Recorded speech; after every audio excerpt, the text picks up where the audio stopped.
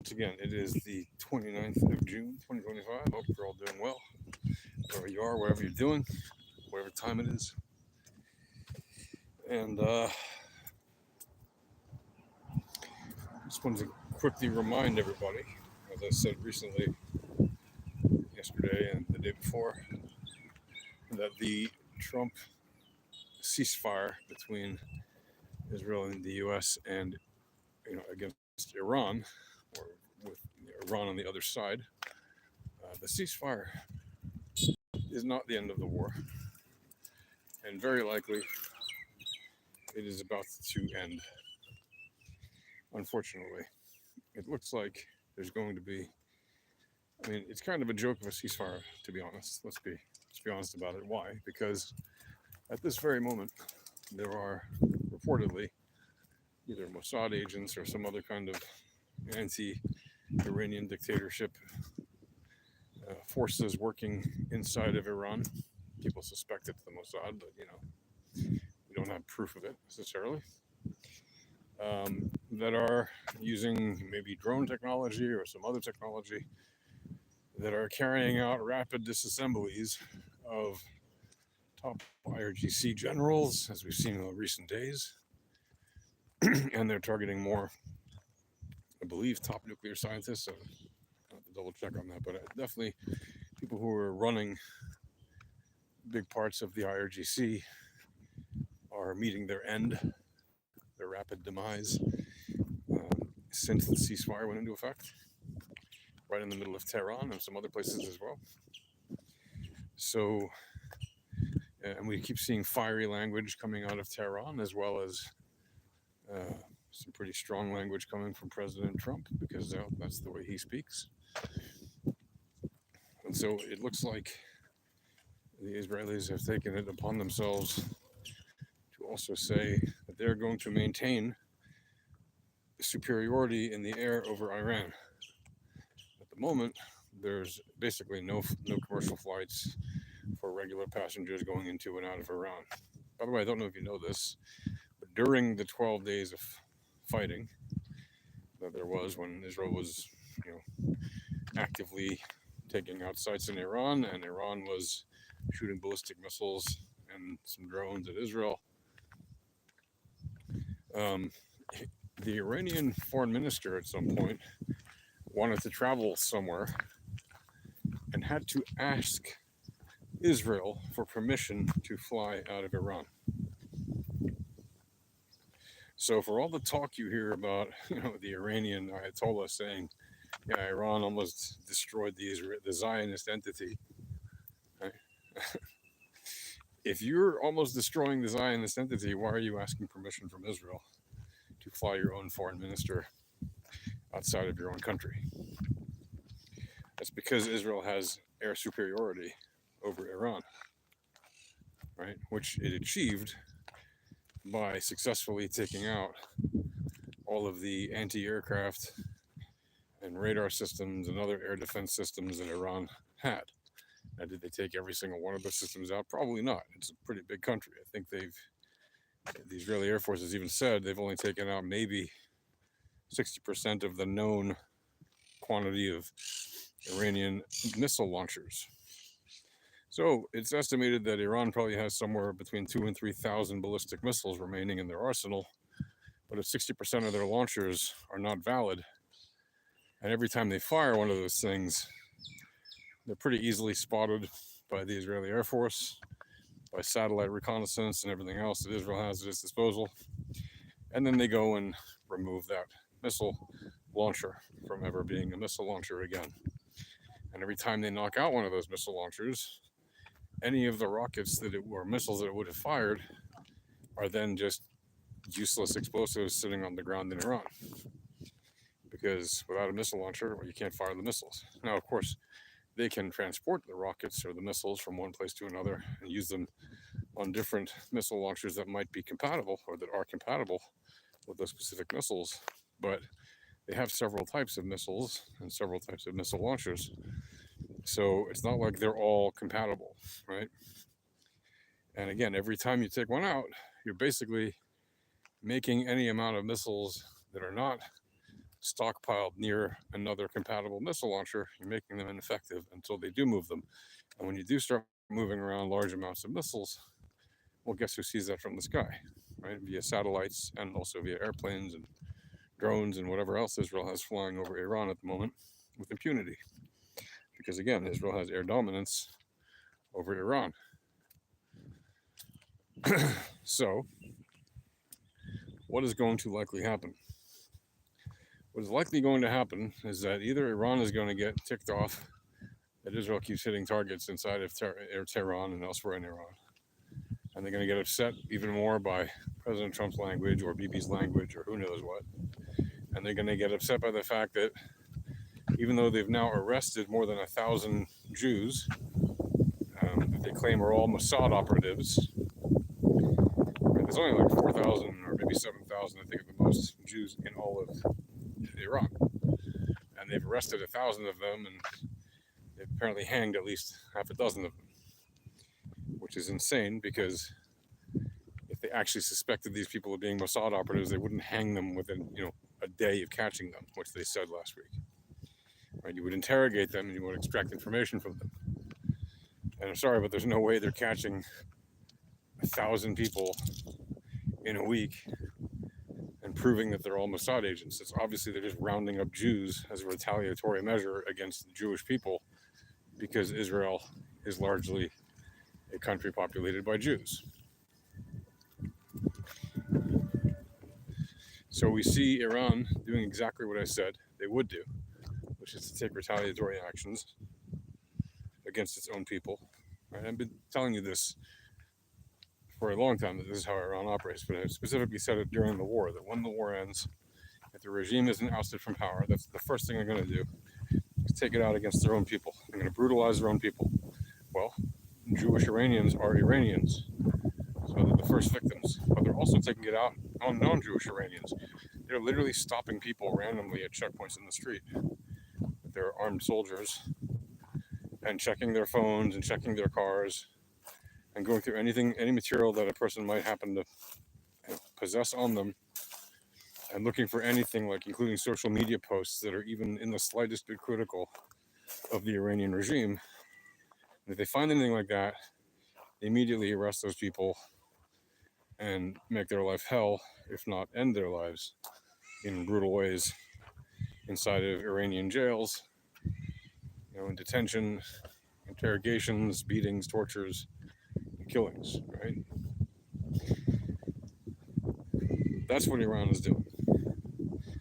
They are likely to get triggered at some point by some more commentary from President Trump and or Bibi Netanyahu and or any number of other Americans or Israelis that the Iranians don't like, or officials in the government or whatever. And they're maybe going to get ticked off that Israel is continuing to run these operations. Maybe it's Israel, maybe it's not, but somebody is continuing to eliminate people who run the IRGC. And also, people in Iran, right, are starting to kind of say, hey, wait a second, maybe we have a shot here at overthrowing the regime. And if the Iranian government senses that the people are starting to rise up, and maybe the Iranian army, not the IRGC, but the Iranian army, starts to rebel or starts to develop a coup or something, well, the government of Iran, the dictatorship, might very well decide it's time to start firing more ballistic missiles and to do an anti-coup, a purge, if you will, of the Iranian army, and start, arresting and executing people who run the Iranian army. At which point, Israel and the United States will have a couple of choices. One, do nothing and let those ballistic missiles hopefully get shot down and not do any harm.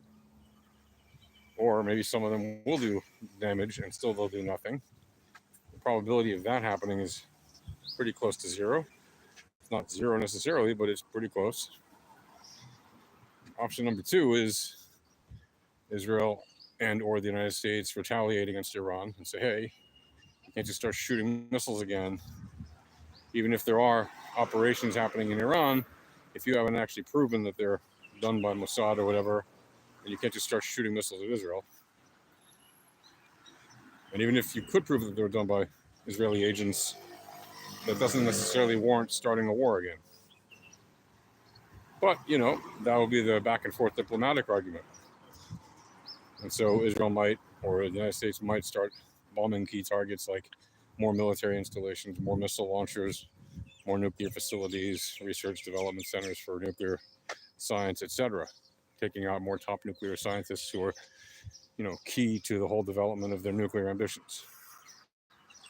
Option number 3 is Israel and or the United States help the Iranians and the army of Iran to actually, launch a proper regime change, okay?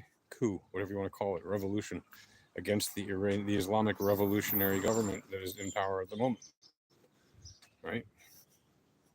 Because unlike Iraq and Afghanistan, the overwhelming majority of the population in Iran has been surveyed for many years by different groups, and as unreliable as it may be, many surveys over the many years have been done, and it is pretty well known that the vast majority of Iranians are against the Iranian dictatorship because they realize that even though 46 years ago they wanted something other than the Shah, well, what they put in place is far, far worse because it has oppressed them, taken away their rights, treated them like basically garbage, ruined their life, ruined their prosperity, ruined their economic conditions, ruined their political connectivity to the world, and their general sense of being a part of the global community. So Iranians are pretty pissed off at their own government. They just can't say it very much in public, or, they get eliminated. Those are the 3 main options. There are other options, but those are the 3 main ones. Which one will happen? Which one will be? Or will it be something else? Time will tell. So far, my predictions have been pretty spot on, if you notice. So I will say this.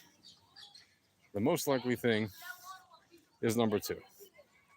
If Iran starts lobbing missiles at Israel as a reaction to whatever's been happening in Iran since the ceasefire took hold, then Israel is most likely to start shooting missiles back, or not shooting missiles back, using missiles from airplanes, right? Start taking out targets in Iran. That's the most likely thing. At that point, if it continues, then option number 3 becomes more realistic. But again, only if the U.S. stops interfering and saying, "Oh, we're looking for a diplomatic solution." Stop looking for a diplomatic solution, because all you're doing is harming the people in Iran when you do that. Iranian people do not want a diplomatic solution. They want to overthrow the regime.